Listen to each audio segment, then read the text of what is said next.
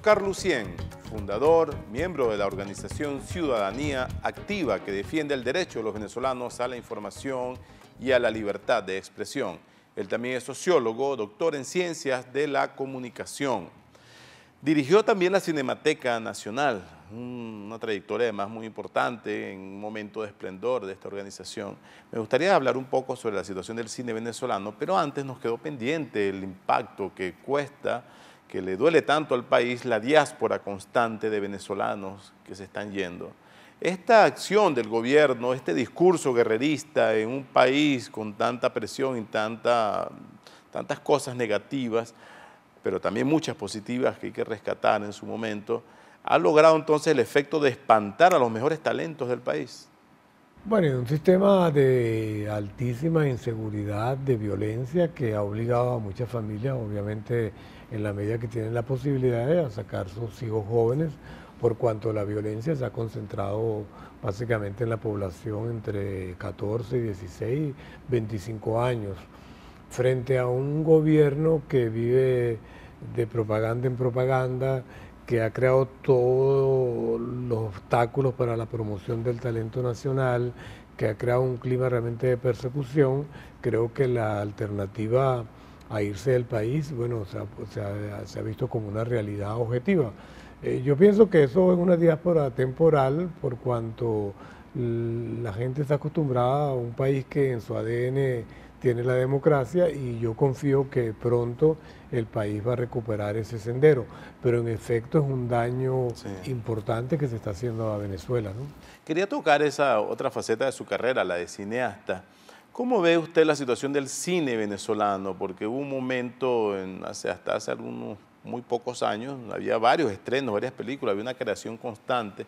Está la Villa del Cine, que es promovida por el gobierno. ¿Hay el riesgo de que la creación artística, cinematográfica también tenga una agenda ideológica impuesta por el gobierno, o hay todavía libertad para crear en cine? Digamos que en el campo del cine hay una situación que yo llamaría un poco especial, porque si bien el gobierno ha creado una institución del Estado, y del Estado siempre aclaramos del gobierno. Y del partido. Y del partido del gobierno, ha habido, por una tradición democrática dentro del cine y producto de la ley, el Centro Nacional Autónomo de Cinematografía, el CENAC, que en su seno, en su junta administrativa y consejo consultivo, integra al sector privado y al sector público. De alguna manera eso ha permitido un cierto balance, y creo que se puede decir que en términos generales las producciones que vienen del Centro Nacional de Cinematografía, que tienen, digamos, patrocinio del Estado, entre comillas, se manejan bajo un cierto régimen de libertad, por cuanto los guiones son evaluados por una junta que tiene tanto elementos privados como elementos públicos. Lo que sí cabría decir y resaltar, porque es muy importante, que el dinero para producir esas películas viene del sector privado.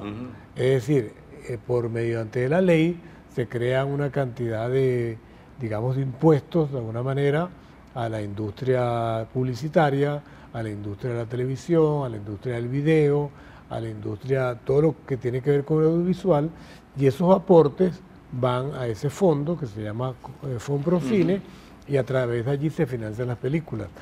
Eso ha permitido un margen de libertad y una diversidad bastante en la producción de las películas. En el caso de la Villa del Cine son producciones cuyo interés está determinado por el ente patrocinador, en este caso el Estado. Hay algunas películas de éxito internacional, entre ellas Pelo Malo, por ejemplo. Azul, bueno, este es uno de los premios más importantes, porque eso es lo que se califican como participación en festivales de clase A, y justamente en el Festival de San Sebastián esta película ganó la Concha de Oro. A nivel interno, muchas películas han tenido una taquilla importante.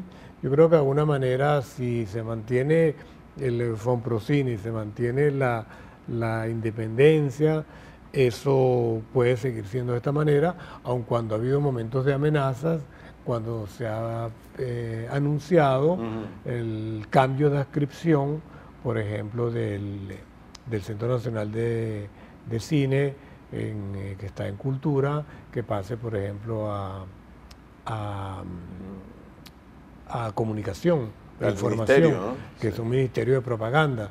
Cada vez que eso medio se ha esbozado, ha habido un rechazo enorme de los venezolanos y particularmente de los cineastas, y eso se ha frenado. Pero de hecho el hijo del presidente, Nicolásito, está dirigiendo también la actividad cinematográfica. Y el presidente Maduro dice que su esposa, Cilia Flores, ahora es documentalista y además que ganará un Oscar próximamente.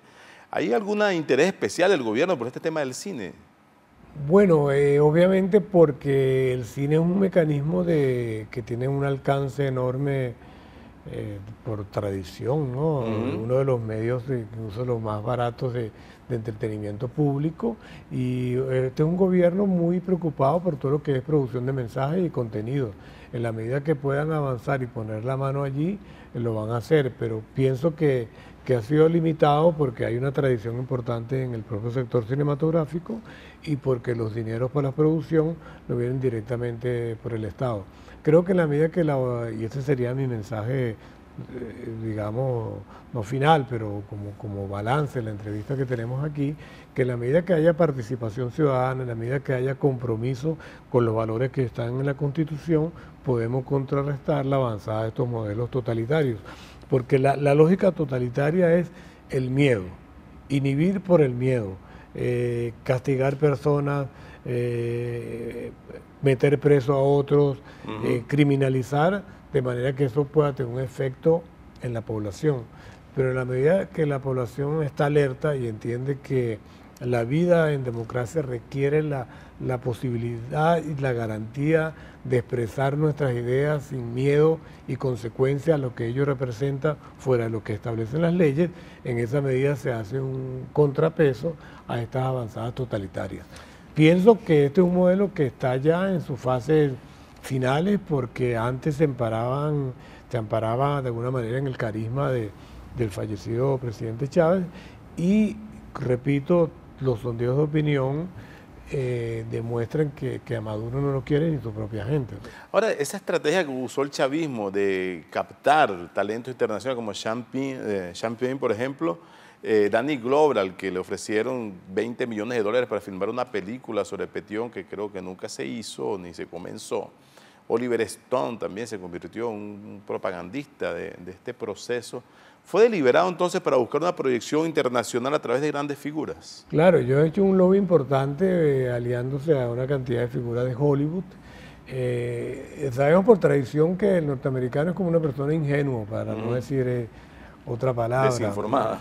Y de alguna manera es cierto que el discurso Robin Hood es eficaz en la medida que si lo que se ha vendido a través de un dispositivo de propaganda enorme es que en Venezuela hay la lucha de un grupo que pretende quitar a una oligarquía que tiene todo el dinero para repartir ese dinero entre los más pobres, eso visto en abstracto, eso tiene cierta resonancia.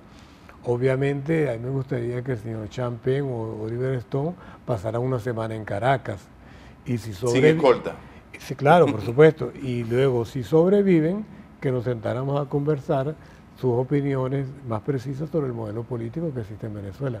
Porque todo lo que hace Oliver Stone en Estados Unidos con las garantías del modelo americano no duraría 2 días aquí en Venezuela. Sin contar con este modelo se ha convertido en un Hood Robin, le quita más a los pobres para darle a los más ricos. Exactamente. Bueno, muchas gracias, profesor. A usted, un placer. Gracias por esta conversación para intentar dar un poco más de luces sobre uno de los grandes temas de Venezuela, que es la información, la desinformación y la libertad y falta de libertad de expresión.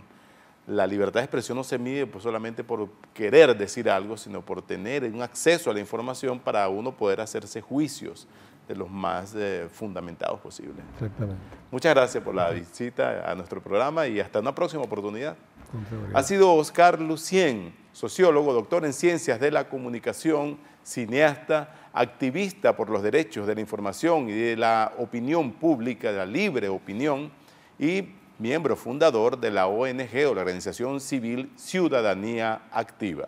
He sido su anfitrión, Omar Lugo, mi Twitter, @OmarLugo, disponible para comentarios. Muchas gracias por permitirnos llevar hasta ustedes estos mensajes y y será hasta una próxima oportunidad en Análisis Venezolano. Hasta pronto.